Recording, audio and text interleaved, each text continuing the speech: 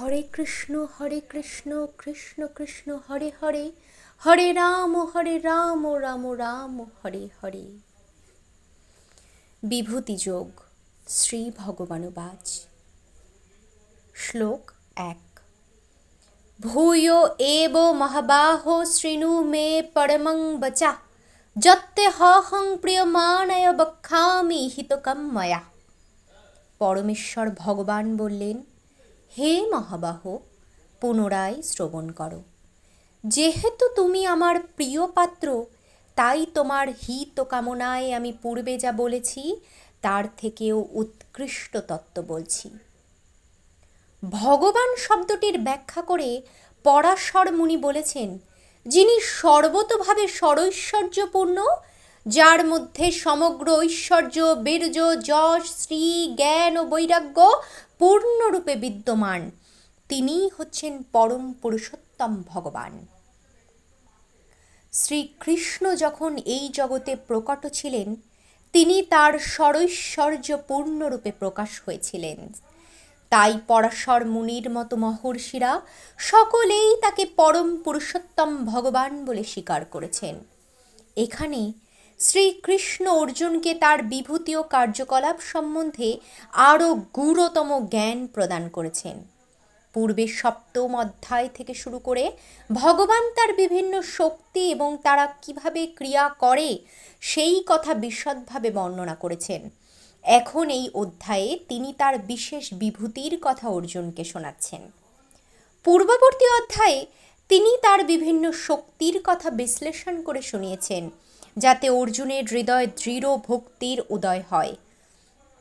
এই অধ্যায়ে তিনি আবার অর্জুনকে তার বিবিধ প্রকাশ ও বিভূতির কথা শোনাচ্ছেন। পরমেশ্বর ভগবানের কথা যতই শ্রবণ করা যায়, ভগবানের প্রতি ভক্তি ততই দৃঢ় হয়।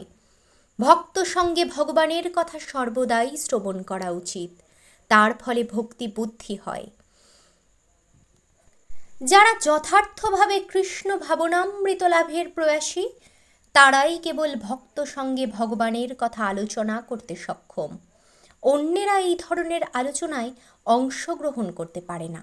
ভগবান স্পষ্টভাবে অর্জুনকে বলেছেন যে, যেহেতু অর্জুন তার অতি প্রিয়, তাই তার মঙ্গলের জন্য এই সমস্ত কথা আলোচনা হচ্ছে।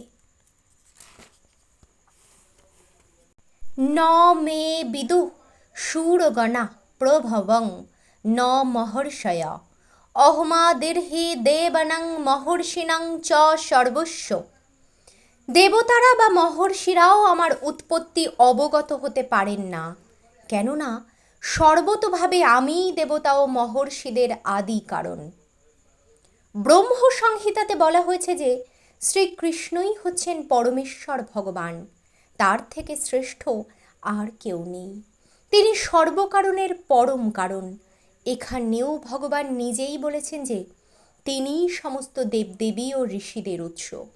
এমনকি দেবদেবী এবং ঋষিরাও শ্রীকৃষ্ণকে জানতে পারেন না, তারা তার নাম ও স্বরূপকে উপলব্ধি করতে পারেন না। সুতরাং এই অতি ক্ষুদ্র গ্রহের তথাকথিত পণ্ডিতদের জ্ঞান যে কতটুকু তা সহজেই অনুমেয়।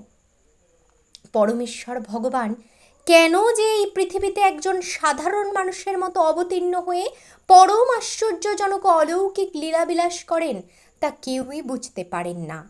তাই আমাদের বোঝা উচিত যে তথাকথিত পাণ্ডিত্যের মাধ্যমে পরমেশ্বর ভগবান শ্রীকৃষ্ণকে জানা যায় না। এমনকি স্বর্গের দেব দেবী এবং মহান ঋষিরাও মনোধর্মের মাধ্যমে শ্রীকৃষ্ণকে জানবার চেষ্টা করেছেন, কিন্তু তারা সফল হতে পারেননি। পুরুষোত্তম ভগবানকে জানতে পারেননি। তারা তাদের সীমিত অসম্পূর্ণ ইন্দ্রিয়ের দ্বারা অনুমান করতে পারেন এবং তার ফলে নির্বিশেষবাদের অপসিদ্ধান্তে উপনীত হতে পারেন, যা জড়জগতের 3 গুণের অতীত।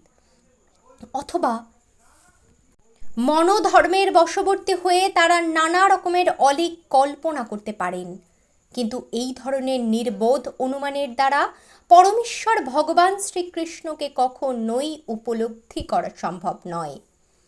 ভগবান এখানে পরোক্ষভাবে বলেছেন যে যদি কেউ পরম তত্ত্ব সম্বন্ধে জানতে চায়, আমি সেই পরমেশ্বর ভগবান, আমি সেই পরম তত্ত্ব। এটি সকলেরই বোঝা উচিত। পরমেশ্বর ভগবান অচিন্তনীয়, তাই তিনি আমাদের সামনে থাকলেও তাকে উপলব্ধি করা যায় না, কিন্তু তবুও তিনি আছেন। আমরা কিন্তু ভগবদ্গীতা ও শ্রীমদ্ ভাগবতের বাণী যথাযথভাবে গ্রহণ করার মাধ্যমে সেই সচ্চিদানন্দময় ভগবান শ্রীকৃষ্ণকে উপলব্ধি করতে পারি। যারা ভগবানের নিকৃষ্ট শক্তিতে অবস্থিত, তারা ভগবানকে কোনো শাসক প্রধান রূপে অথবা নির্বিশেষ ব্রহ্মরূপে অনুমান করতে পারে, কিন্তু অপ্রাকৃত স্তরে উন্নীত না হওয়া পর্যন্ত পরম পুরুষোত্তম ভগবান শ্রীকৃষ্ণকে উপলব্ধি করতে পারে না। যেহেতু অধিকাংশ মানুষই শ্রীকৃষ্ণকে তার স্বরূপে উপলব্ধি করতে পারে না, তাই শ্রীকৃষ্ণ তার অহৈতুকী করুণা প্রদর্শন করার জন্য এই জগতে অবতীর্ণ হয়ে এই সমস্ত মনোধর্মীদের প্রতি কৃপা করেন। কিন্তু ভগবানের অলৌকিক লীলা সম্বন্ধে অবগত হওয়া সত্ত্বেও এই ধরনের মনোধর্মীরা জড়জগতের কলুষের দ্বারা কলুষিত থাকার ফলে মনে করে যে নির্বিশেষ ব্রহ্মই হচ্ছেন পরম তত্ত্ব। যে সব ভক্ত সর্বতোভাবে পরমেশ্বর ভগবানের চরণে আত্মসমর্পণ করেছেন, তারাই কেবল ভগবানের কৃপার প্রভাবে উপলব্ধি করতে পারেন যে তিনিই হচ্ছেন শ্রীকৃষ্ণ। ভগবানের নির্বিশেষ ব্রহ্ম উপলব্ধি নিয়ে ভক্ত মাথা ঘামান না। তাদের শ্রদ্ধা ও ভক্তির প্রভাবে তারা শ্রীকৃষ্ণের চরণে তৎক্ষণাৎ আত্মসমর্পণ করেন এবং শ্রীকৃষ্ণের অহৈতুকী কৃপার প্রভাবে তারা তাকে জানতে পারেন। তাছাড়া আর কেউই তাকে জানতে পারে না। তাই মহর্ষিরাও স্বীকার করেন আত্মা কি, পরম তত্ত্ব কি, তা হচ্ছেন তিনি, যাকে আমাদের ভজনা করা উচিত। শ্লোক 1 এবং 2 সমাপ্ত। পরের দিন আমরা 3 থেকে পড়ব। হরে কৃষ্ণ কৃষ্ণ কৃষ্ণ হরে হরে, হরে রাম রাম রাম হরে হরে, হরে কৃষ্ণ কৃষ্ণ কৃষ্ণ হরে হরে, হরে রাম রাম রাম হরে হরে, হরে কৃষ্ণ কৃষ্ণ কৃষ্ণ হরে হরে, হরে রাম রাম রাম হরে হরে।